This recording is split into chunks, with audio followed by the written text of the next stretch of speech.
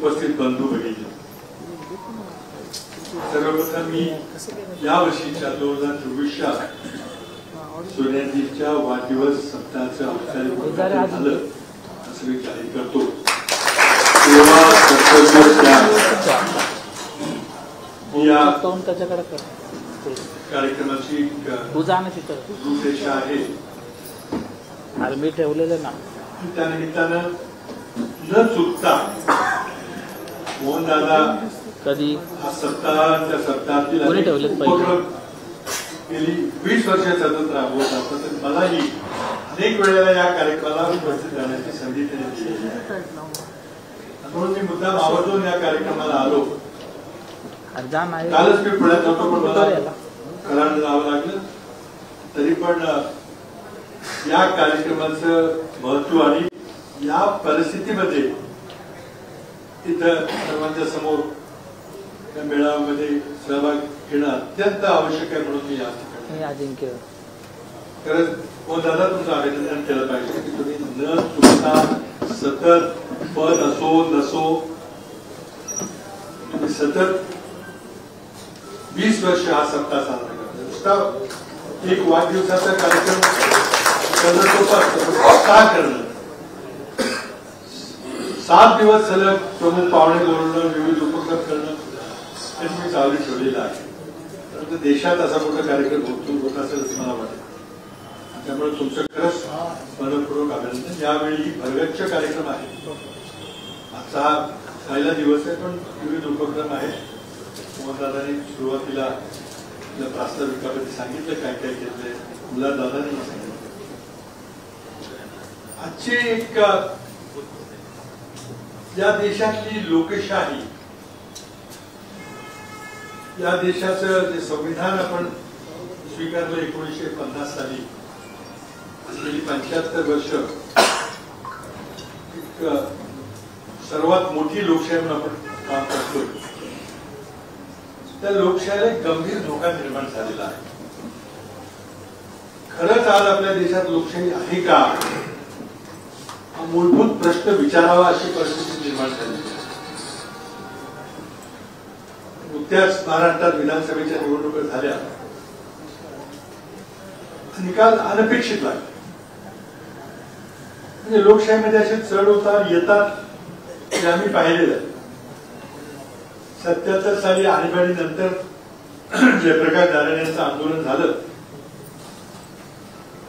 आणि त्यावेळेला एक साहूर लागली होती म्हणा किंवा एक खात्री झाली होती की नाही आता इथे काहीतरी वेगळं घडणार, इथे क्रांती होणार, सत्तांतर होणार हे लक्षात आलं होतं.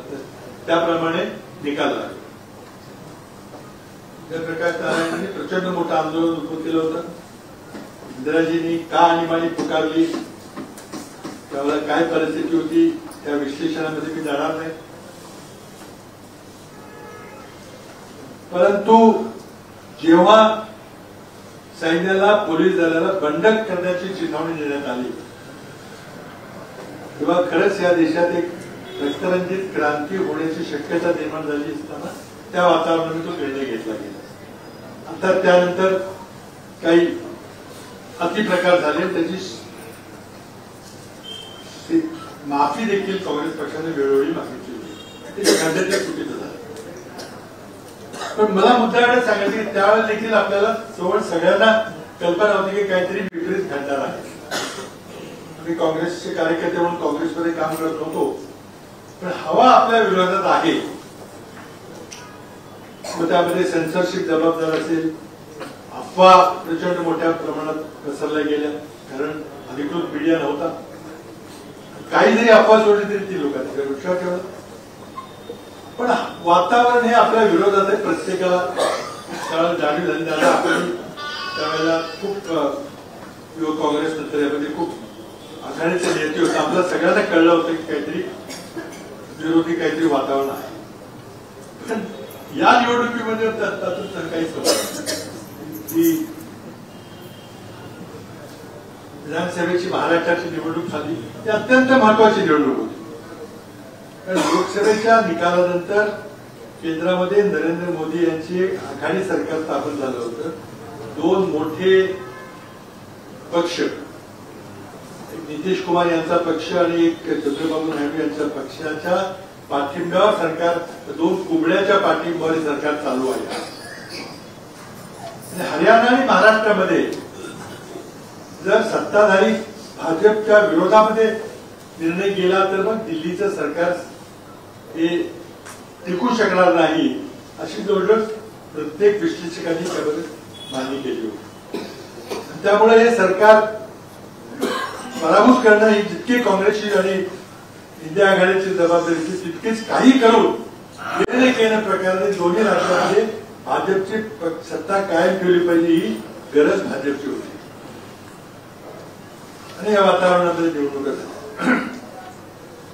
निकाल लागला, अनपेक्षित लागला म्हटलं तर काही वावगं होणार नाही. बरेचसे इथं आम्ही सगळे उमेदवार आहोत, आम्ही त्या निवडणुकीला सामोरं गेलो होतो. अजिबात काही चावड लागली नाही, काही वारं आपल्या विरोधात कुणालाही वाटलं नव्हतं. रमेश दादा असतील, दत्ता भैरट असतील, धकेकरचे असतील, पण निकाल लागला. त्यानंतर मग बरीचशी उलट चर्चा झालेली आहे. कालच मी पुण्यात आलो होतो, 3 दिवसापूर्वी आदरणीय डॉक्टर बाबा आढाव यांनी एक आत्मक्लेश आंदोलन केलं, आत्मक्लेश उपोषण केलं आणि अनेक ज्या अपप्रकार झाले निवडणुकीमध्ये, पैशाचा वापर झाला, सत्तेचा गैरवापर झाला, त्या विरोधात आणि एकंदरीत त्या निकालावर त्यांनी प्रश्नचिन्ह उपस्थित केलं. अनेकांनी त्याबद्दल भाष्य केलेलं आहे. मी त्यावर काही जास्त बोलणार नाही, मी काही विस्तृतपणे प्रेसशी बोललो. पण एक गोष्ट निश्चित आहे की माझा मूळ मुद्दा आहे, या देशात खरोखरी लोकशाही नांदते आणि आमची सरकार आम्ही पूर्णपणे लोकशाही पद्धतीने निवडतो, हे सिद्ध करण्याची जबाबदारी ही निवडणूक आयोगाची पर्यायाने सध्याच्या विद्यमान केंद्र सरकारची आहे. आज तरी आपल्या निवडणूक प्रक्रियेवर एक मोठं प्रश्नचिन्ह उपस्थित झालेलं आहे. आता ईव्हीएम हॅक होतात का नाही त्यामध्ये मी जाणार नाही, आणि हॅक हा शब्दाचा अर्थ वेगळा आहे. त्यामुळे माझी काहीतरी 2019 ची क्लिप चालवली जाते, अर्धवट दाखवली जाते.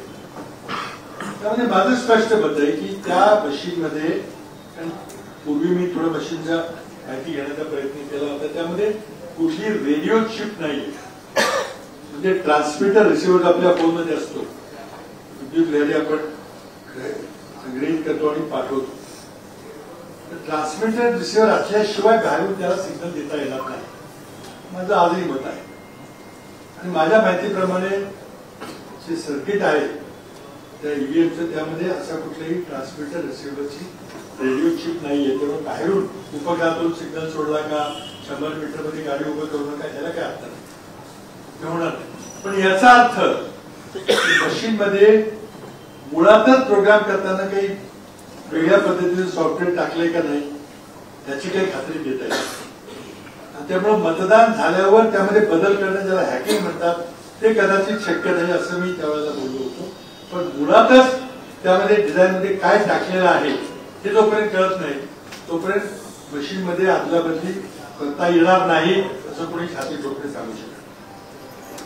म्हणून मी आरोप करण्याच्या ऐवजी की खरंच काहीतरी फ्रॉड आहे का, काहीतरी मशीन मध्ये हेराफेरी केली आहे का, ते म्हणण्यापेक्षा मला एवढंच म्हणणं आहे, या प्रक्रियेमध्ये सर्वसामान्य जनतेचा विश्वास असणं गरजेचं आहे. यामध्ये कुणीही सरकार असेल, कुणी असेल, त्यामध्ये काही छेडखानी करू शकत नाही याचा विश्वास सर्वसामान्य नागरिकांना असला पाहिजे, तरच खऱ्या अर्थाने लोकशाहीचं जिवंत लक्षण आहे. म्हणूनच जगातल्या कुठल्याही प्रगत देशामध्ये देखील ही टेक्नॉलॉजी, इलेक्ट्रॉनिकची टेक्नॉलॉजी वापरली जात नाही. कारण त्याचा पुरावा नष्ट करणं, एक बटन दाबलं तर सगळे डेटा इरेज होऊ शकतो, म्हणून पुरावा शिल्लक राहणार नाही. पण कागदावरच्या मतांचा पुरावा शिल्लक राहतो, लक्ष तुम्हाला त्या पेट्या तशा ठेवता येऊ शकतात. म्हणूनच जगात आज कुठेही इलेक्ट्रॉनिक पद्धतीचं मतदान होतं. आपण मात्र हक्कानं तशाच प्रकारे आम्ही मतदान घेणार असा आग्रह आपला आहे. तर म्हणून माझी मागणी अशी आहे की ठीक आहे, निवडणुका झाल्या, निकाल लागले, व्हीव्हीपॅट लावा असं सुप्रीम कोर्टाच्या आदेशाने आपल्याला निर्णय दिला. पूर्वी नव्हते VVPAT, voter verified paper trail. आता मी मागणी काल केली की तुम्ही सगळ्या 100% व्हीव्हीपॅटची मोजणी करा. 5%, 10%, 25% नाही, 100%. काय बघायचं तुम्ही या व्यवस्थेमध्ये जर विश्वास निर्माण करायचा असेल, 100% बॉक्समध्ये व्हीव्हीपॅट मध्ये आणि इलेक्ट्रॉनिक मशीनचे दाखले जुळले तर मग कुणीही धाडस करणार नाही सांगायचं म्हणायची किंवा त्यामध्ये प्रॉब्लेम थोडा खर्च येईल. 8-15 दिवस लागतील, काय झालं तर सरकारचं चाल उद्या त्याला शपथविधी आहे, ठीक आहे, प्रक्रिया असा म्हणते. फक्त विश्वास निर्माण करण्याकरता निवडणूक आयोगाने केलं पाहिजे. खर्चाकडे बघू नका. काही 8-15 दिवस 20 दिवस लागतील, काय हरकत नाही. एकाच राज्याच्या मतपेट्या बोलायच्या. पण तुम्ही जर केलं नाही तर मग तुम्हाला काहीतरी लपवायचंय हा संशय कळवतो. आणि आज आपल्या देशातलेच लोक या प्रक्रियेकडे बघतात असं नाही तरी जगातली सर्वात मोठी लोकशाही आहे. हा कारण जगातला सर्वात मोठा देश आहे. लोकसंख्येच्या बाबतीमध्ये भारत हा पहिल्या क्रमांकाचा देश आहे. त्यामुळे भारतात लोकशाही टिकली पाहिजे असं प्रत्येक जगातल्या लोकशाही प्रिय माणसाला वाटतं की भारतातली लोकशाही कोसळली तर आमच्या देशातली लोकशाही सुद्धा टिकेल करायला मिळते. आज अमेरिकेमध्ये ज्या प्रकारे निवडणूक झालेली तिथं सुद्धा लोकांना विश्वास बसत नाही. आजच अमेरिकेने एका भारतीय मुलाच्या एका व्यक्तीला तिथल्या FBI संस्थेचा अध्यक्ष म्हणून नामित केलं. त्यांनी पहिलं स्टेटमेंट दिलं की जे कोणी ट्रम्प यांच्या विरोधात गेले तर त्यांना बघून घेऊन असं काय वक्तव्य त्या माणसाने केलं पटेल म्हणून. म्हणजे तिथं आता काय होणार माहिती नाही. त्यामुळं भारतातली लोकशाही बळकट मजबूत पारदर्शक असली पाहिजे हा आग्रह फक्त आमच्या देशवासियांचा नाहीये तर जगातल्या प्रत्येक लोकशाही प्रेमी माणसाचा आहे. म्हणून मला वाटतं की सरकारचं निवडणूक आयोगाचं कर्तव्य आहे की त्यांनी आपले जे संशय असतील दूर केले. आम्हाला जबाबदार होईल खरोखरी असं वाटतं की त्यामध्ये काही फ्रॉड नाहीये. आता मनात एक कुचकुच प्रत्येकाच्या मनात लागली. मगाशी मी रमेश दादांशी बोललो, दत्ता भैरटीशी बोललो, आता कधी उशीर आले. प्रत्येकाच्या मनात की काहीतरी शंका आहे. ती शंका दूर करायची जबाबदारी कोणाची?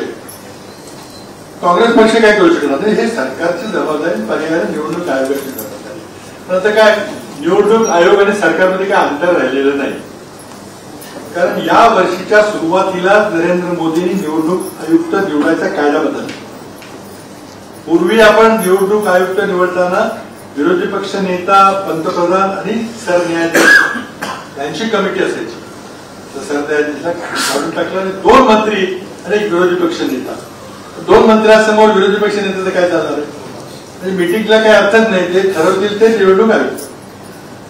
आणि आधी तो कायदा बदलला त्यानंतर यावर्षी ते निवडणुका घेतल्या.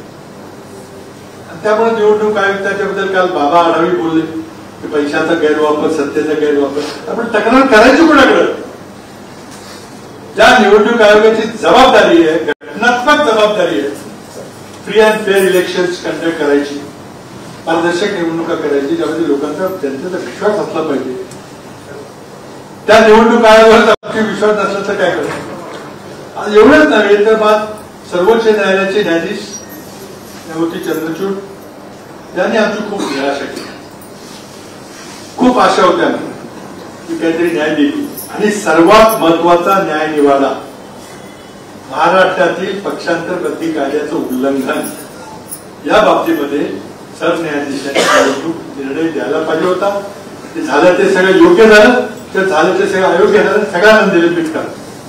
तुम्ही काहीच केलं नाही. निर्णय न घेणं आणि एका दृष्टीने ते बेकायदेशीर सरकार चालू देणं लोकशाहीचा गळा मोडण्यासारखं त्याच्यापेक्षा मोठं काही काम होऊ शकत नाही. म्हणून फार माझी तरी मोठी निराशा झाली सर्वोच्च न्यायालयाकडे.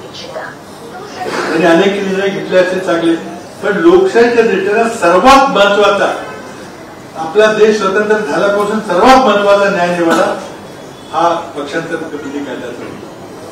पक्षांतर बंदी कायदा राजीव गांधी यांनी 1985 साली केला. त्यामध्ये वाजपेयी सरकारमध्ये अरुण जेटली यांनी आमूलाग्र बदल 2003 मध्ये केले. मी तिथं संसदेमध्ये होतो त्यावेळेला. आणि त्यावेळेला जेटली आपल्या भाषण म्हटले की आता बिलकुल पक्षांतर होणार नाही, इतका मी कडक कायदा केला तर बघा काय झालं. त्यामुळे या कुठेतरी भाष्य होणं गरजेचं होतं, पण ते झालं.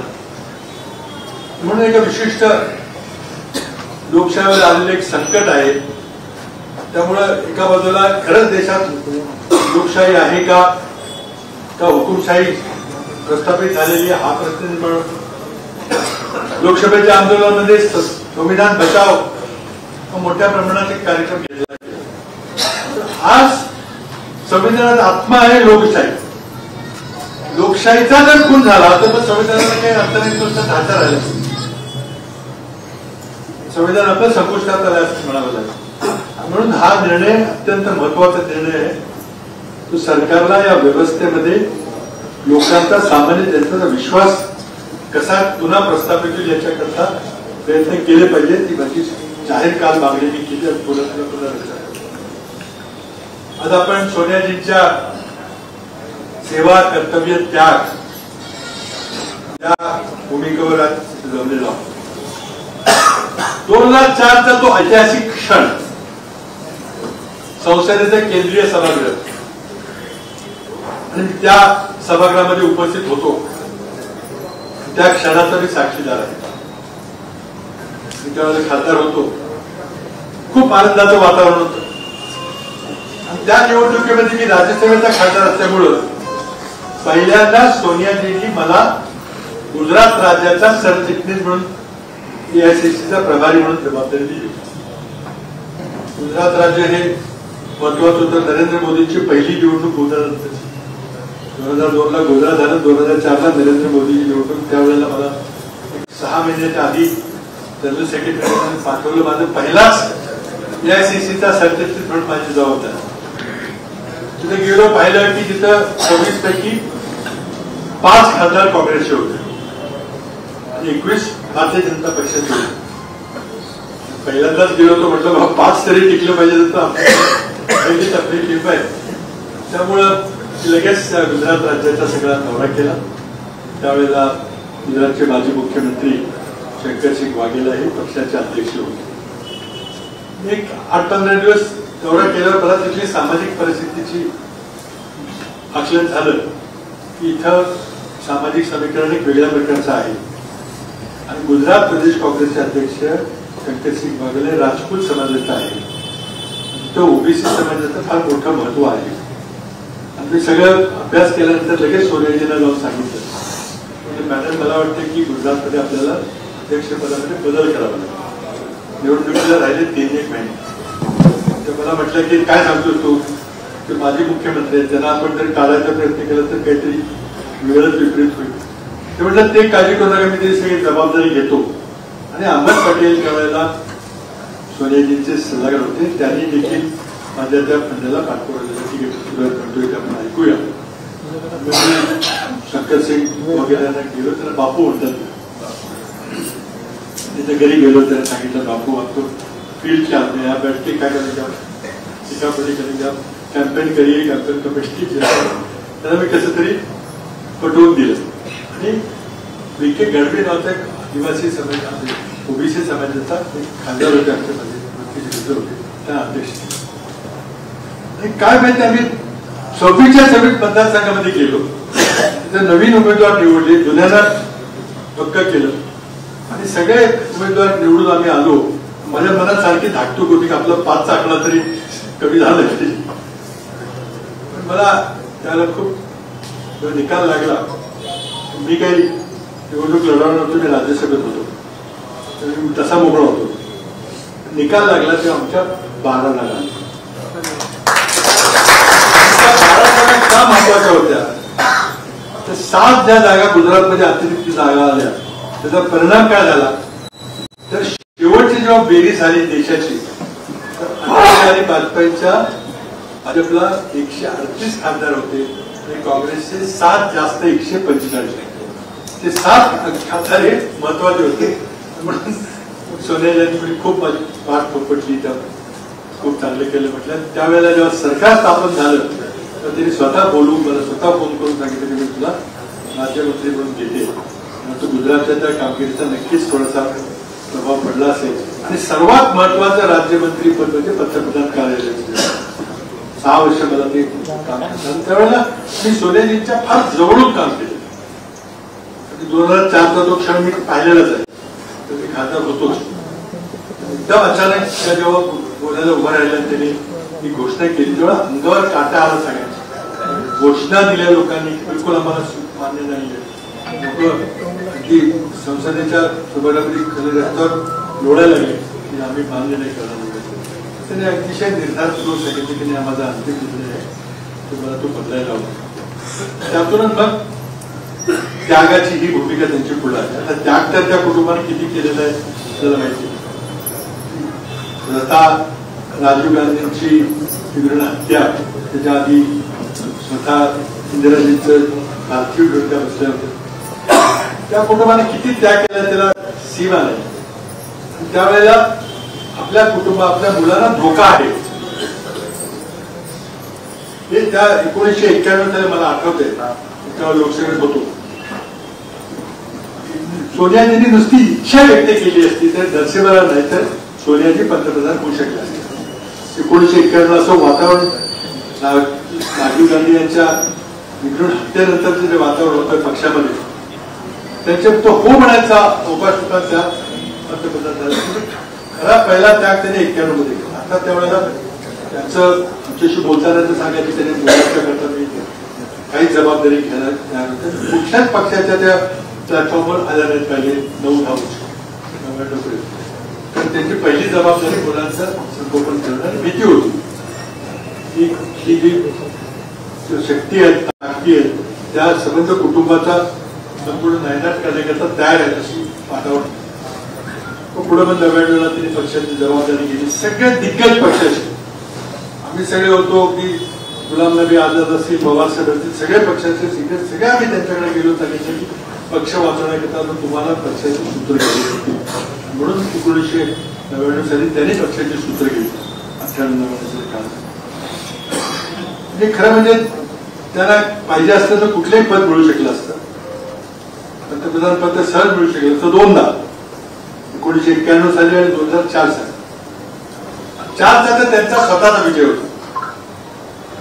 कारण तो जाहीरनामा होता तो सोनिया गांधींचा जाहीरनामा होता त्यामुळे लोकांनी मदत केली. म्हणून मग बरं नंतर काही बरंचसं काही लिहिलं गेलं की खोडसाळपणे की फायली सोनियाजींच्याकडे जात होत्या म्हणजे सर खोटा आहे. मी तिथं त्या कार्यालयामध्ये 24 तास होतो आणि पक्षाचा सरचिटणीस म्हणून सोनियाजींच्या नेतृत्वाखाली पक्षाचे काम करत होतो आणि डॉक्टर मनमोहन सिंग यांच्या नेतृत्वाखाली सरकारकडे काम करत होतो. दोघांच्या मधला दुवा होतो. काही गरज नव्हतं पण दोघांच्या मध्ये संवाद नव्हता असा आहे का बिलकुल. त्या नेहमी म्हणायचं की हे जे निर्णय आहे हे जे मॅन्डेट आहे ते लोकांनी काँग्रेस पक्षाच्या म्हणजे माझ्या जाहीरनाम्यावर दिलेला आहे. तो जाहीरनामा आपल्यात आणण्याची जबाबदारी पक्षाचा प्रमुख म्हणून माझी आहे. सरकार कुठं कमी पडलं तर तिथे काम झाल्याचा मला अधिकार मला विचारलं पाहिजे की काय झालं. म्हणून तिथं दर शुक्रवारी संध्याकाळी 4 वाजता पंतप्रधान डॉक्टर मनमोहन सिंग यांच्या घरी संध्याकाळी 4 वाजता एक कोर कमिटीची बैठक व्हायची दर शुक्रवारी. कित्येक वेळेला मी त्या बैठकीला उपस्थित होतो कित्येक वेळा बाहेर बसायचो. तिथे मग अहमद पटेल सोनियाजी पक्षाच्या बाजूनी आणि सरकारच्या बाजूनी मनमोहन सिंग प्रणब मुखर्जी मग कधी शिवराज पाटील कधी सुशीलकुमार शिंदे कधी अँटनी कधी अर्जुन सिंग असे चिदंबरम हे जे सिनियर मंत्री असायचे त्यांची बैठक म्हणजे सगळे महत्वाचे प्रश्न जे जाहीरनाम्याशी संबंधित असलेले सरकार चालवताना ते सगळी चर्चा व्हायची.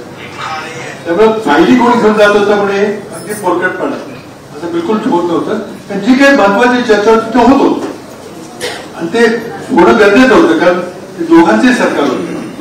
सोनिया गांधीचे सरकार होतं कारण त्या पक्षाच्या प्रमुख होत्या आणि सरकार चालवायची जबाबदारी डॉक्टर मनमोहन सिंग यांची. खूप खोडसाळपणाने लिहिलं गेलं की त्याचे एक मीडिया सल्लागार होते संजय बारोड त्यांनीही पुस्तक लिहिलं. पुस्तकाचा खूप खप झाला. त्यामध्ये काहीतरी खोडसाळपणे लिहिलं गेलं की फायली इकडच्या तिकडे जायच्या. तर मी तिथं होतो. एखादा महत्वाचा निर्णय असेल तर जाऊन मी चर्चा करत होतो. फायली त्याची काही गरज होती पण चर्चा होत होती का तर नक्की होती. आणि सर्वात महत्वाची सोनियाजींची कामगिरी त्या करते लोकांच्या समोर आलेली की त्यांनी एक व्यवस्था निर्माण केली नॅशनल ऍडव्हायझरी काउन्सिल राष्ट्रीय सल्लागार मंडळ. जसं प्लॅनिंग कमिशन होतं, बऱ्याच लोकांना माहिती नाही प्लॅनिंग कमिशन जे होतं आता रद्द केलं. प्लॅनिंग कमिशन काही कायद्याने झालं नव्हतं. प्लॅनिंग क्षमतेचा कुठलाही कायदा संसदेनं पास केला नाही. तर प्लॅनिंग कमिशन काय सरकारी GR तयार झालं होतं. काय GR होतं किंवा सरकारला सल्ला देण्याकरता काही शास्त्रज्ञ असून त्यांनी सल्ला द्यायचं काम करायचं. प्लॅनिंग कमिशन खूप महत्वाची बॉडी पुढे झाली. तशा प्रकारे सामाजिक प्रश्नांच्यावर सरकारला सल्ला देण्याकरता नॅशनल ऍडव्हायझरी काउन्सिल तयार झालं. त्याचे अध्यक्ष होते लोकांनी टीका केली. तर त्या नॅशनल ऍडव्हायझरी काउन्सिलने इतकं प्रचंड मोठं काम केलं की देशाच्या इतिहासामध्ये त्यांचं काम विसरता येणार. जे राईट्स बेस्ड लेजिस्लेशन पण त्याला म्हणतात की पहिल्यांदा हक्क द्या नागरिकांना, नंतर मग कायदा करा तो हक्क पूर्ण करा. त्यामध्ये माहितीचा अधिकार, शिक्षणाचा अधिकार, कामाचा अधिकार, म्हणजे आपल्या संबंध राज्य घटनेमध्ये लोकांना आर्थिक अधिकार त्यात दिलेले आहेत, राजकीय अधिकार आहेत, सामाजिक अधिकार. पण मनरेगा पहिला कायदा आहे की तो जनतेला आर्थिक अधिकार देतो. मागेल त्याला काम द्यायची जबाबदारी कलेक्टरची. एक माणूस जरी गेला कलेक्टर कचेरीमध्ये सांगितले मला काम पाहिजे आणि कामाचा मोबदला पाहिजे, कलेक्टरला द्यावंच लागणार का तसा कायदा आम्ही.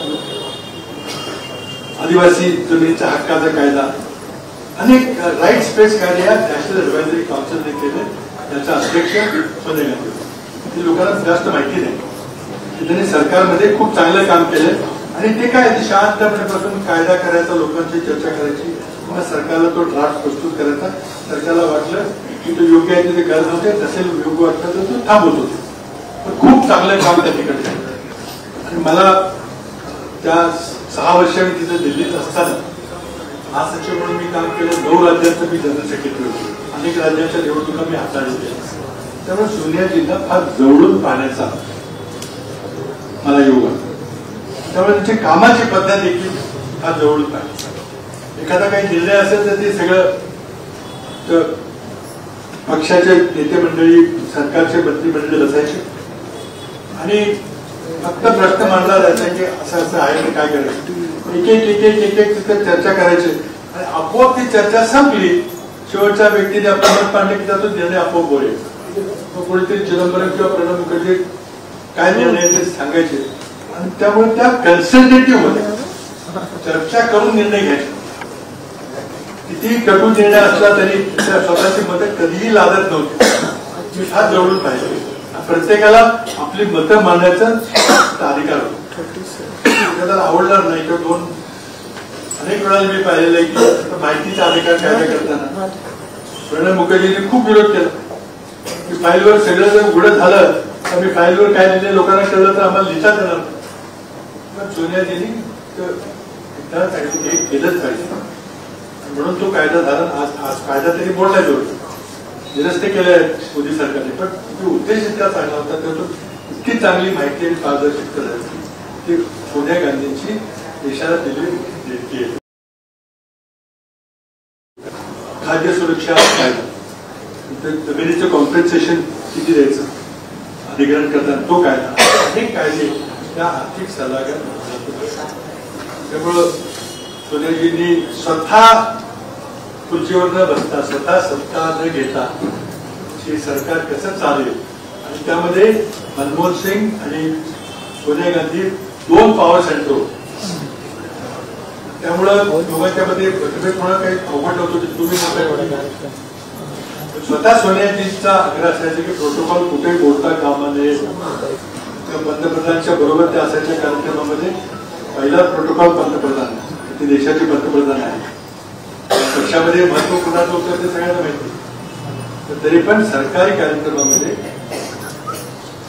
पंतप्रधान मनमोहन सिंग यांना मानाचं स्थान दिलं जायचं. पक्षाच्या कार्यक्रमामध्ये त्या नेतृत्व करायचं. वर्किंग कमिटीची मीटिंग असेल. त्यामुळं सरकार आणि पक्ष दोघांचा समन्वय कसा साधायचा खूप चांगला समन्वय साधला. मी जेव्हा 6 वर्ष दिल्लीत होतो फार जवळून पाहिलेलं. त्याचे सर्व श्रेय आहे सोनिया गांधी दिलं. त्याच्या कानात लोक सांगणार होते बघा तुम्हाला असं झालं तुम्ही तसं केलं, पण त्यांनी ते कधी ऐकलं नाही कोणाचं. आणि ते हे सगळं समन्वय फार जवळून पाहिजे. अनेक वेळेला प्रसंग घ्यायचे. सगळ्या 100% मुद्द्यावर एक पण व्हायचं असं नाही, पण समोरासमोर कोणीच बोलायचं माझ्या थ्रू बोलवायचं. कित्येक वेळेला अनेक प्रसंग आहेत, त्यावर काही जास्त काही भाष्य करता येणार नाही, तर ते गुप्तच आहे. खूप मोठं ते शिवाय फारच त्यांनी मोठं काम देशाकडे केलं. त्या 10 वर्षामध्ये युपीएच्या सरकारमध्ये प्रचंड मोठी आर्थिक प्रगती झाली. 2008चा वैश्विक आर्थिक संकट आलं, कोणाला कळलं पण. मनमोहन सिंग हे सुद्धा अर्थतज्ञ असल्यामुळे त्यांनी इतक्या निर्धारानं धाडसानं त्या परिस्थितीमधून मार्ग काढले. लोकांना कळलं फार मोठ्या प्रमाणात बेरोजगारी झाली. अमेरिकेची इकॉनॉमी कोलॅप्स झाली 2008च्या आर्थिक त्या घटनेमध्ये. पण इथं आपल्याकडे काय झालं आणि अत्यंत कित्येक मला अजून आठवत आहे की एकदा चीनमध्ये पंतप्रधानाला महत्व नसतं, तर पार्टीच्या अध्यक्षाला महत्व. चीन सरकारनं एकदा काँग्रेस पार्टीची तेच होती पार्टी, त्या सरकारच्या काँग्रेस पक्षाच्या अध्यक्षांना निमंत्रण दिलं आमच्या देशात अधिकृतपणे दौऱ्यावर या. मध्ये त्यांनी 5 जणांना निवडलं. म्हणजे राहुल गांधी होते, करण सिंग होते, अनिल शर्मा होते, मी होतो. वाटतं आमची आठवड्याभराची ट्रिप बघून चालण्याची अगदी हेला स्टेट सारखी वागतो. त्या तिएनमेन स्क्वेअर मध्ये सगळ्या रस्ते बंद करून 200 गाड्यांचा ताफा आम्हाला सोडायला कधी चित्र बसवू शकणार नाही. त्यांना राष्ट्राध्यक्षाचा दर्जा चीनमध्ये दिला. चीनमध्ये पक्ष महत्वाचा